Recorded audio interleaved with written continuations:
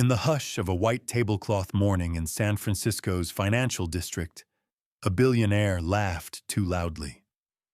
His laughter was aimed at a young waitress, a quiet, tired woman who gently corrected his mangled Greek.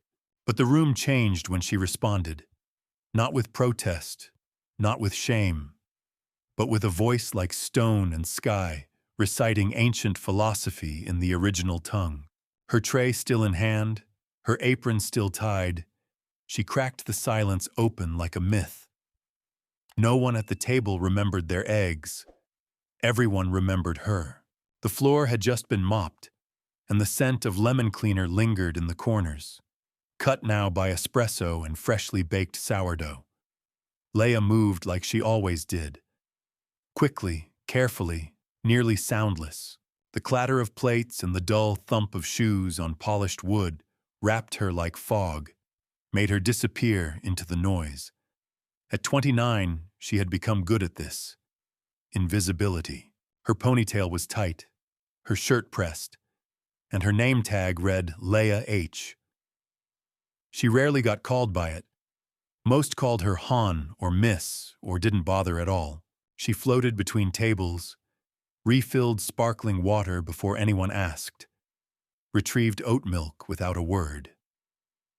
Her eyes caught every gesture, a lifted pinky, a glance at a watch, and she translated each into service.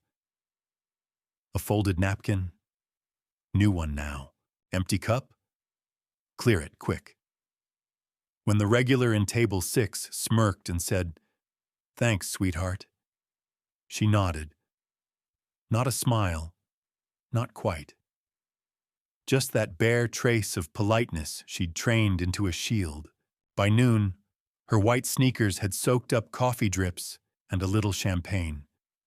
She moved them in rhythm, heel, toe, twist, pivot. She didn't trip. That was something. The floor manager whispered orders in his headset like a stage director. "Few VIPs arriving in 20. Everything polished." Leia didn't respond. She just folded a napkin with exact precision, the linen sharp as paper. Lunch shift brought a sea of expensive suits and quiet murmurs about markets and acquisitions. Leia slipped through them with practiced silence. At the kitchen window, a bowl of mezzodakia waited. Feta, olives, dolmas curled like little scrolls. She read the handwritten order twice. The chef had misspelled it again. "Just so you know," she murmured, her voice steady. "It's pronounced mezzodakia." The head chef, a stocky man with too much sweat on his brow, raised an eyebrow. "Oh yeah? What are you, a food critic now?" She said nothing. He chuckled, half mean. "Guess we got a linguist in the house." Her silence was a shrug, but the words stayed in the air like a misfired joke. After the lunch rush, she sat on the back of the bus home. Her knees ached, and the left shoe rubbed raw against her heel. The seat beside her was empty. Always was. She pulled a worn paperback from her bag. The Ethics of Aristotle. Inside the cover, faint pencil scribble, Leia Houle, 2017. It looked like someone else's handwriting now. Someone she'd almost forgotten. Outside, the bus rolled past the gates of UC Berkeley. She didn't look. Her apartment was small, just a studio above a nail salon, and it smelled faintly of acetone and boiled rice. She changed into loose clothes and warmed lentil stew from a glass jar. No music. Just the occasional upstairs creak, the hum of the fridge.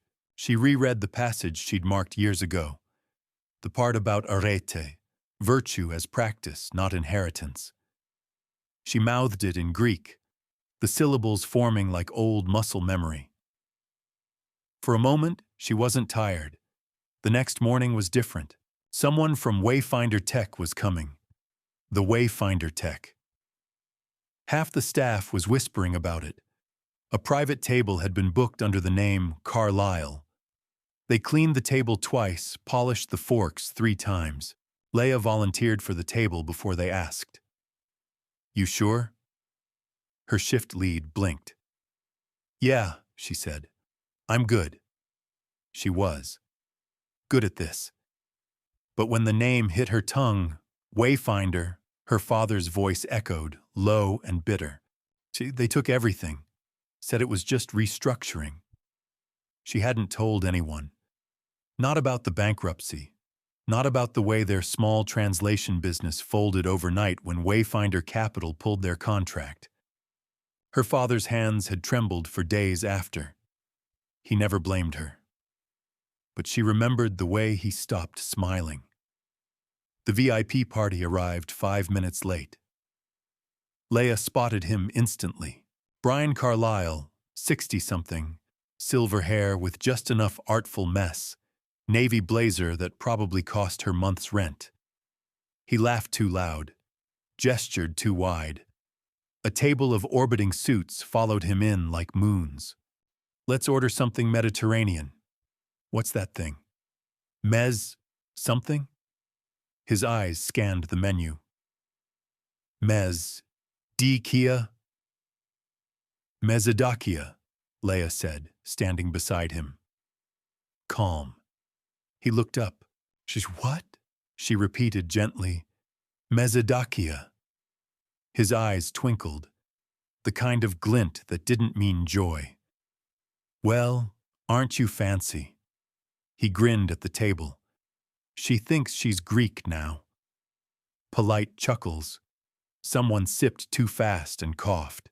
Carlyle leaned back, eyes on her. "All right, Professor. Why don't you translate something for us, huh? Since you're clearly overqualified for pouring water." The room held its breath. A busboy paused mid-step. Even the kitchen quieted for a second. Leia's fingers tightened on the pitcher. Then she spoke. Her voice didn't rise, didn't shake. It wasn't a performance. It was invocation. "Τα ανθρώπινα αγαθά ουκ εν το πληθύ, αλλά εν τη ποιότητη είναι δοκή." Her vowels rolled like marble, each syllable round and deliberate. Carlyle blinked. She continued. "Ουγάρ το πολλάκις λέγειν σεμνόν, αλλά το γιου λέγειν." A quiet fell. The waiter behind her stopped moving. One of the women at the table, maybe legal counsel, maybe PR, exhaled like she'd forgotten how. Carlyle's smile faltered, crooked at the edges. "What the hell was that?" She met his gaze, level. "Aristotle, Nicomachean Ethics. It is not the quantity, but the quality of a thing that makes it good." Silence. A man in a beige suit at the corner of the table cleared his throat. "Well said." Carlyle said nothing. After a beat, the professor in beige stood up. "Forgive me," he said with a Greek accent, "but your pronunciation was excellent. May I ask where you studied?" Leia hesitated. "Berkeley, classical philology." The man smiled. "Athens, myself. A pleasure to meet someone with such memory." She nodded. The rest of the lunch unfolded like a dream pressed under glass. The other servers watched her differently, some with awe, others with caution. The manager kept checking his phone. Carlyle finished his lunch, didn't speak to her again. At the end of her shift, while untying her apron in the back hallway, one of the younger servers leaned close. "That was badass," she whispered. "You see their faces?" Leia didn't answer. Her hands trembled slightly, not from fear, but from something else, something like release. Then the manager called her in. His tie was loose. He rubbed his eyes, hard. "Leia, we need to talk." She stood in the doorway. "That outburst," he said. "It put us in a tricky position. He's an important client." She said nothing. "I mean, Jesus, Leia, you corrected him at the table. In Greek?" Still, she was quiet. He shifted. Look, I'm not saying you were wrong, but we're a business, and you were not hired to make a scene. She met his eyes. I didn't. He opened his mouth, closed it again. You can go, he said, finally. She walked out. The sidewalk outside was cold against the soles of her shoes. She stopped at the corner, the hum of traffic around her, and let the sunlight hit her face. Across the street, the Wayfinder limo idled, exhaust ghosting upward. Inside her apron pocket, she still had the order slip with the word Mesodakia. She crumpled it, slowly, then let it fall. The wind didn't pick it up. Not yet. The video was 27 seconds long. Grainy, shot from an iPhone, slightly tilted. It showed a man in a navy blazer laughing too hard, and a woman standing beside him, poised and still, as if she were waiting for the wind to settle. Then came the Greek. The shift in the air. The sudden stillness. And when she finished, you could almost hear the breath being held. Someone had written in the caption, "When the waitress turns out to be Socrates." Within hours, it was everywhere. By the time Leia got off her evening bus the next day, she knew something was wrong. Or right. Or neither. Her phone, usually quiet, buzzed every 3 minutes. Messages from numbers she didn't recognize. Mentions on Instagram. A few emails with subject lines like "quick chat" and "media inquiry." She stood still on the curb outside her building for a long time, staring at the screen like it might suddenly translate itself into something simple. Upstairs, the door to her apartment stuck like it always did. She kicked it gently with her foot, stepped inside, locked it behind her. The air was still warm from the sun that hit the west-facing window. Her stew from yesterday sat untouched in the fridge. Her phone buzzed again. Another message. This one from a familiar name. Dr. Leland Morris. She hadn't heard from him in 3 years. You still read Aristotle better than most of us. That took guts. Proud of you. She sat down on the floor, just slid down the cabinet and let herself rest there. Her hands covered her face, but she wasn't crying. Just breathing. By morning, the cafe across the street had printed out a blurry photo of her and taped it to the register. Coffee on us if you can recite a line of ancient Greek. Someone had started a hashtag. Smart like Leah. Misspelled her name, but it didn't matter. It spread anyway. At the restaurant, the shift lead pulled her aside before she even clocked in. You're, famous now?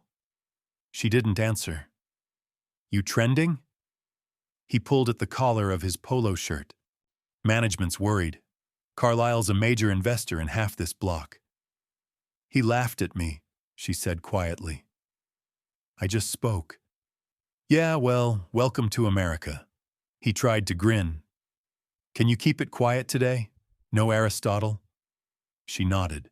That day, she worked faster than usual. Not better, just faster. She kept her head down. Some guests recognized her and tried to sneak photos. Others looked away, as if afraid she might speak again.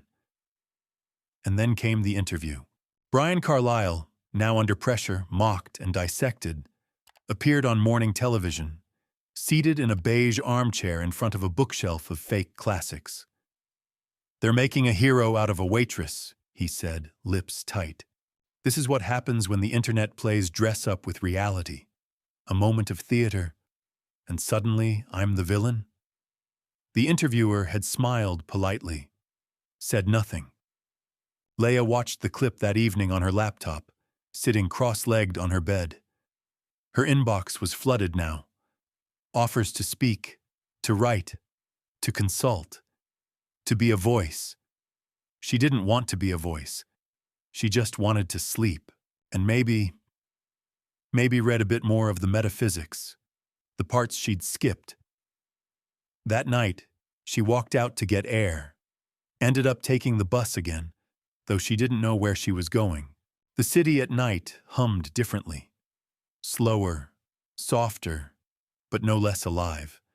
She found herself outside the care home in the Sunset District, the one her father had moved to after the bankruptcy, after his health began to slip. He didn't recognize her right away. "Lee?" he said, blinking. "You cut your hair?" She hadn't. They talked for a while, mostly about the food, bland, too soft, and the nurse who kept calling him sir, like he was still in court. Then finally, "I saw you," he said. She looked up. "In the video, you sounded like your mother." His eyes twitched a little. She would have liked that. Leia reached for his hand. His skin was thinner than she remembered. "They think I should speak at something," she murmured. He chuckled. "Well, you've always had a gift." "I thought I lost it." He turned toward her then, real clear. "You didn't lose it," he said. "You just stopped using it."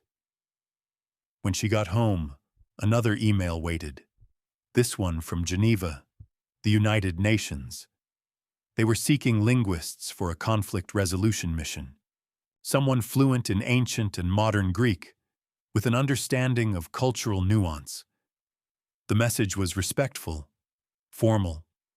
It came with a file attached, and a deadline. She closed the laptop, turned out the light. The next day, Carlyle came back. Not officially, not as a guest. He walked in unannounced, sunglasses on, flanked by an assistant. He requested a coffee, black, and sat at the bar. Said nothing for 15 minutes, then called for her. Leia stood across from him, arms at her sides. He gestured at a contract folder beside him. "You've got fans now. Big ones." She didn't reply. Carlyle leaned in slightly. "There's a clause in here about employee conduct. You know that, right?" She looked at the folder. Didn't touch it. There were errors," he continued. "In a recent filing. You pointed one out, in Greek no less, which, ironically, may cost us millions in arbitration." Leia tilted her head. "Then maybe you should have listened." He exhaled. "You're smart. We get it. Congratulations. But don't think this makes you untouchable." "I never was," she said. "You were." Their eyes held for a moment too long. Then he stood, gathered the folder, and left. No goodbye. That night, Leia went to bed early, but didn't sleep. At 3:14 a.m., she sent a reply to the UN. 3 days later, the first protest signs showed up outside Wayfinder headquarters. Not big crowds, just a handful of students, professors, quiet workers with handwritten boards. "Knowledge is not a threat. We see you, Leah." The company released a statement. Carlyle was on sabbatical, internal restructuring, legal department reviewing language compliance in filings. No mention of her name. The restaurant buzzed with gossip. Some staff treated her like a mascot now. Others avoided her entirely. The chef, surprisingly, said nothing. Just handed her a plate one afternoon and muttered, "Thanks for the correction." She blinked. "What?" "Bouillabaisse. I've been saying it wrong for years. Should have known you'd catch it." She smiled, just barely. The next morning, an email came through with a flight itinerary and a welcome letter. Geneva, 2 weeks. She packed one suitcase, left behind most of her books. Took only one, the ethics. As she zipped the bag, her phone buzzed once more. A message from her father. Just one line. You did more than I ever dreamed. Thank you. Leia stood in the doorway of her apartment, took one last look. Then, quietly, she turned off the light. They didn't recognize her at the airport. No one looked twice. That was the strangest part.